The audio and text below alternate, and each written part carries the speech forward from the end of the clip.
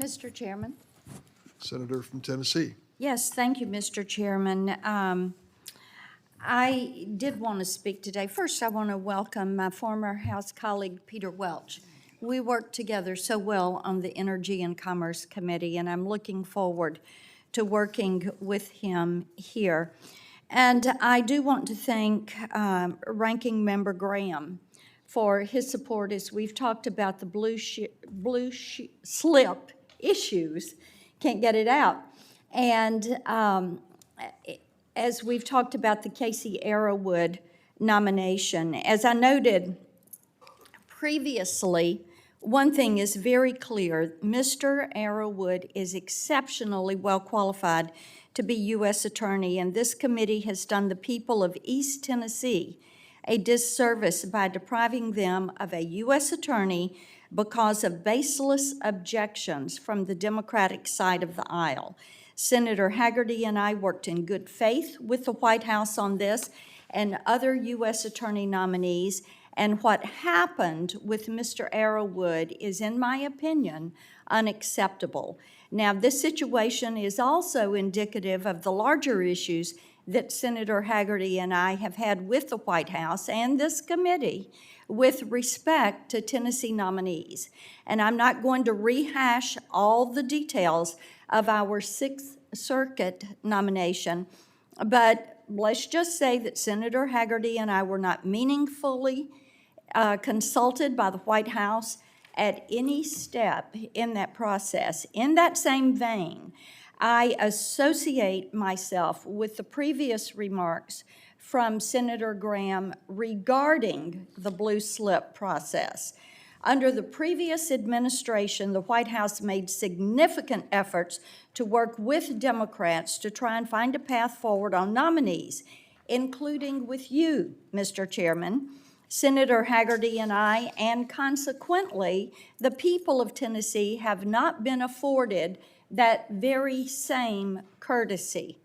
You've hinted that Senate Democrats may do away with the blue slip in the district court level, at least under certain circumstances. But I would urge you to reconsider this.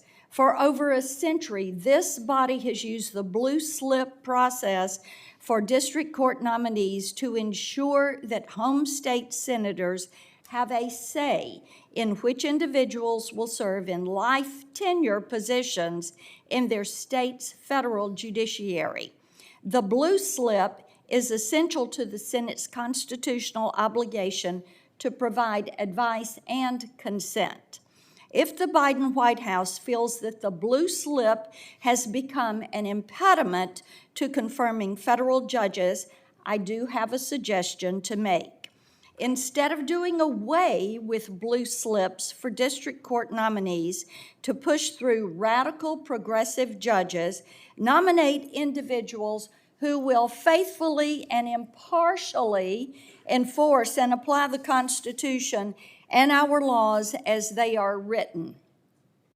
If this White House can do that, I would assure you, you'll have a lot more senators returning blue slips. Mr. Chairman, I also want to speak on the Brubaker and Ramsey nominations. We'll move to nominations in just a moment as soon as the appropriate number arrived. Well, since we do not have the appropriate number, I was hopeful we could use that time in order to be heard. Certainly. Go proceed, Senator. Thank you, Mr. Chairman.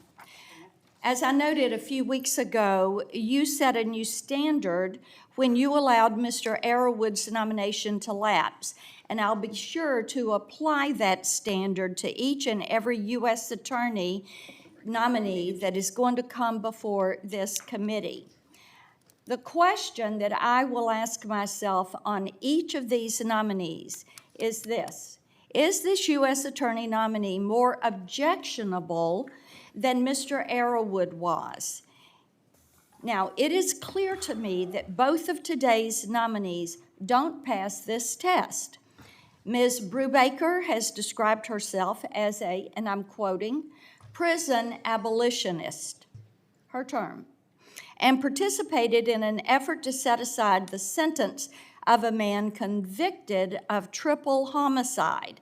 And there are significant concerns about possible conflicts of interest with Mr. Ramsey regarding his representation of a defendant charged with public corruption.